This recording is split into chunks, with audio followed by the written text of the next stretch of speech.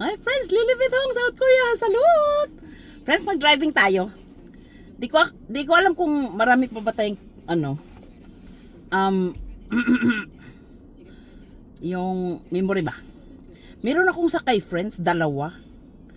Magaganda, Koreana. Pero ngayon, hindi ko sila sinakay kasi may meeting ako ba sa fire station. 6:30. Oh my gosh! Karating kayo tayo doon, 6:30. Grabe, haggard look, friends. Kalalabas namin sa work. Nakaganito ako, friends, kasi nilalamig yung aking bilbil.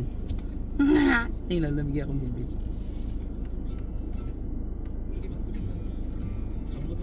Teka lang, friends, kasi nag-ano pa siya. Tingnan nga natin, friends. Nakaharap ba siya sa inyo? Kasi teka lang. Naman, friends, no? Ang bilis. Kung kita yung ating didi dyan. Diding malaki. Ay. Ang tagal, friends, no?